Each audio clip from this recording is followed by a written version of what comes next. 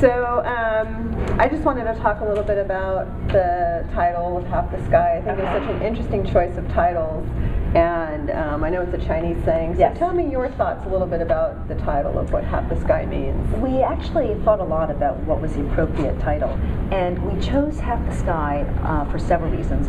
One is that we really do believe that women should hold up half the sky. Now, right now, that's more of a dream than a reality, but it is moving so fast that really so many people around the world are really moving towards helping women hold up half the sky. So we think that will happen soon. And second of all, we think that in many ways China has done an amazing job in moving the cause, moving towards women holding up half the sky. 100 years ago, probably China was the worst place to grow up being female. You know, my grandmother's feet were bound so she couldn't walk, and yet in one generation, my mother's feet were not bound. In one generation, they eradicated foot binding, and that's a remarkable feat, given that that custom had existed for centuries. That's probably inspirational and motivating. Exactly. And then they've gone way beyond that, to the point where in the economic revolution that is now, you know, basically the essence of China, women started working in factories.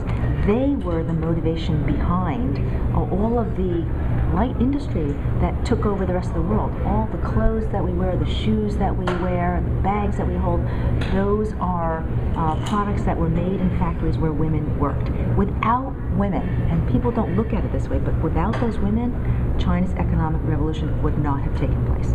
So thank goodness for those very talented, finger-nimble women. Yeah, and it's interesting to see that in the book there's so much complexity around how the simple things that you don't think about to the very huge, complex, global types It is of very things. complex. You're absolutely right to point that out. Yeah.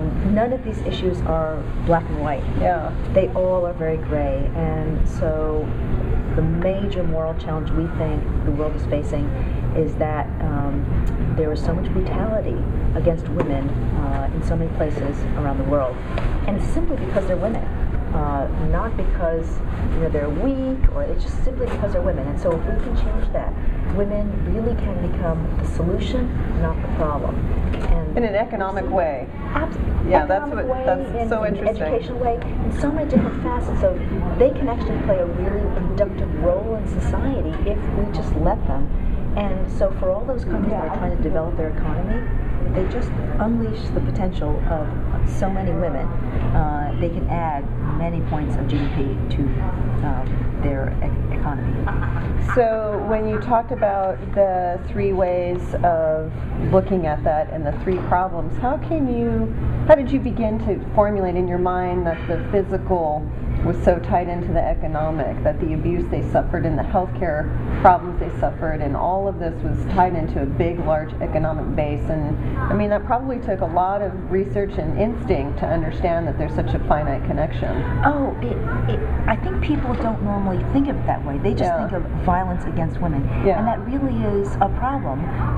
But I think that if they just flip the coin and they think, boy, if we didn't beat this woman, she actually could bring in money into the household, just at the most basic unit level of the household. You look at the household economics. Women spend more judiciously.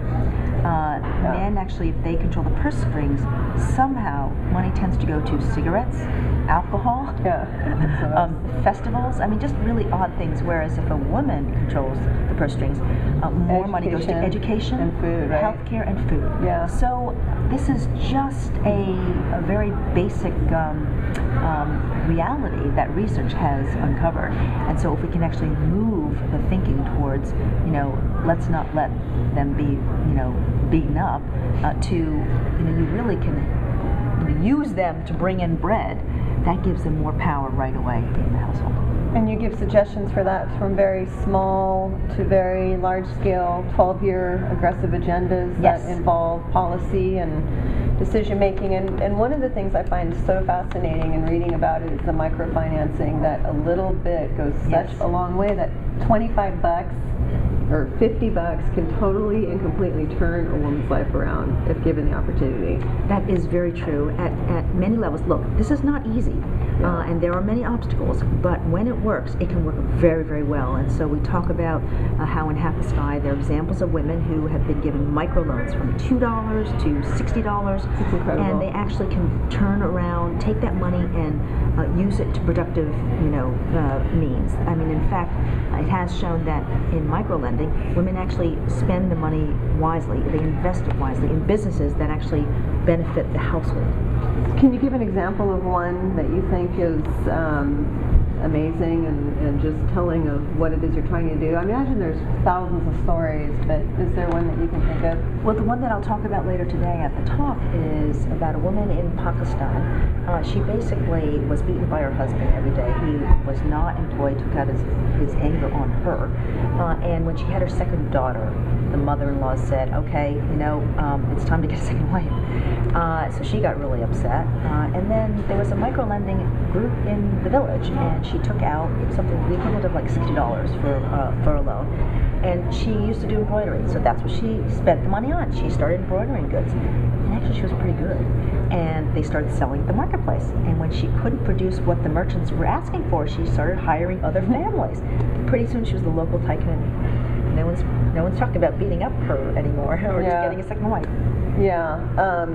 And do you find that getting economists to look at that as a viable means for building an economic base, has it been easy or difficult to have that conversation? The economists are definitely looking at this. I mean, it is in the development world right now. It is basically an accepted practice that focusing on women gives you the biggest bang for your buck. The question is that we just need more of it. We need more funds. We need more people working on this, and because there's a huge world out there that needs help trying to transform the role of women in so many countries around the world. So it's just we need more of it.